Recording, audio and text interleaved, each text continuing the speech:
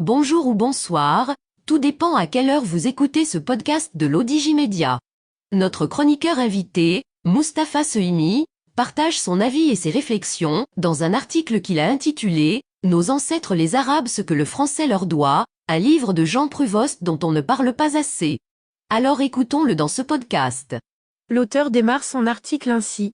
C'est un livre décapant, publié en 2017, mais dont on ne parle pas assez alors qu'il faudrait le remettre sans cesse sur le métier. Il rend justice à la langue arabe. En même temps, il témoigne de sa place dans la langue française. Une histoire plus que millénaire avec un entrelac de chemins de traverse. Contrairement à une idée reçue, le premier âge de celle-ci n'est pas vraiment le gaulois, qui a laissé finalement peu de traces, mais plutôt le latin puis la langue arabe portée par la conquête dès le début du 8e siècle.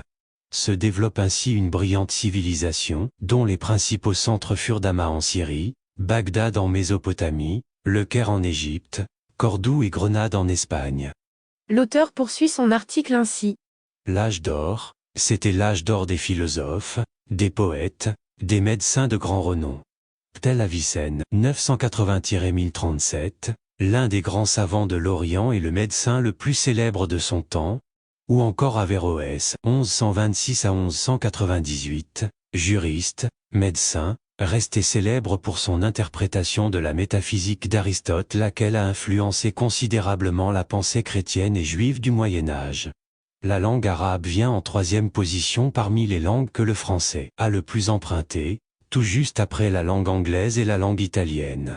L'académicien Ernest Lavicin aime à citer cette phrase où l'on parle arabe dès qu'on se lève, une tasse de café, avec ou sans sucre. Merci, plutôt un jus d'orange. 4 mots issus de la langue arabe.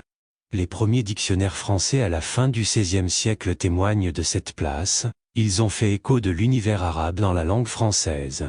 L'historien Ernest Renan, 1833-1892, auteur des 31 volumes de la Grande Encyclopédie, inventaire raisonné des sciences, des lettres et des arts, et de l'histoire des langues sémitiques, 1858, le dit en termes forts, le latin a été parlé de la Campanie aux îles Britanniques, du Rhin à l'Atlas, le grec de la Sicile au Tigre, de la mer Noire à l'Abyssinie.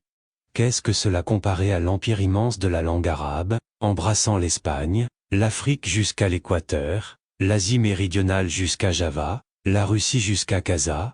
Ce sont des milliers de mots, qui sont d'origine arabe, abricot, al-barka, aubergine, al-badadjan, artichauffe, arsuf, caban, kaba, café familièrement kawa, kawa, douane, divan, épinard, isbina, fanfaron, farfar signifiant, bavard, léger, gilet, gallica, jupe, djuba, magasin, mazin désignant un dépôt, un bureau, quintal, quintard, rame de papier, risma, ballot, ramdam, ramadan parce qu'à la suite du jeûne, la nuit venue, l'activité reprend toutes ses forces, sucre, sucar, tarif, tarifa, un substantif construit à partir du verbe arafa, annoncer, informer, faire connaître, ministre, vizir, chiffres et zéros d'origine arabe. L'auteur ajoute ainsi. Un grand voyage à travers les siècles. Des milliers de mots donc témoignant d'un grand voyage à travers les siècles. Des emprunts faits à la langue arabe qui sont de deux sortes, l'emprunt nécessaire qui correspond à une chose nouvelle le satin, le jasmin issu de cette civilisation, et l'emprunt de luxe, dira-t-on, qui n'est pas a priori indispensable, mais qui résulte de l'effet de style, donne du relief à ce qu'on aurait pu dire avec des mots déjà existants dans la langue française. Diverses voix ont été principalement empruntées pour entrer en langue française. Elles sont distinctes dans leur sphère d'influence. 2 d'entre elles sont fondées sur des justifications religieuses. La première est celle des croisades, du XIe au XIIe siècle, sous l'impulsion de la papauté, conduite en partant de l'Europe chrétienne pour reprendre aux musulmans les lieux saints. La seconde, elle, est également religieuse avec les conquêtes arabes au lendemain de la mort du prophète Sidna Mohamed, à l'est de la Palestine, Syrie, Arménie, à l'ouest, Égypte, Cyrénaïque, Afrique du Nord. Une autre voie, inhérente à la conquête de l'Espagne et à son occupation durant 7 siècles, est savante et passe par les bibliothèques, les écoles et les universités. Elle aura une grande influence dans le monde occidental.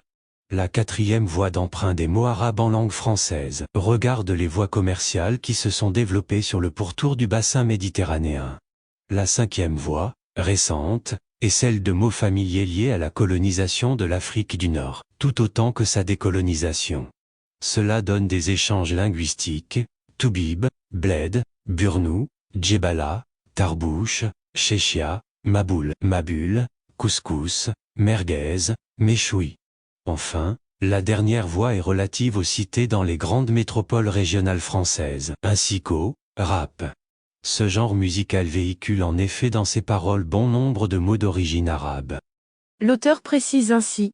Altérité et enrichissement, les mots voyagent, ils racontent une histoire, souvent en transitant par différents pays. Au final, une vaste fresque linguistique, tout un menu culinaire et gastronomique mais aussi un mode de vie, le soin du corps, les parfums, les bijoux, les étoffes raffinées. À travers la langue française et des échanges avec les pays d'Afrique du Nord, naît ce pas de culture et même de civilisation qui se côtoient intimement depuis près de 2 siècles. Chacune a son lot de pratiques et de valeurs, sans doute, mais elles s'enrichissent souvent à leur insu d'ailleurs, avec des concepts et des perceptions propres. 2 langues internationales, qui débordent de leur territoire originel, riches d'une puissante littérature. Un flambeau des savoirs à consolider, alors que des courants populistes et identitaires, des 2 côtés, s'attellent à mettre en équation l'état des lieux linguistiques et culturels actuels. L'auteur conclut ainsi. Ils préfèrent s'attacher plutôt à l'altérité présumée des 2 langues, éligibles à leurs yeux en dernière instance au choc de l'Occident et de l'islam. Rédigé par Mustapha Sohimi et lu par l'intelligence artificielle de l'Odigimédia.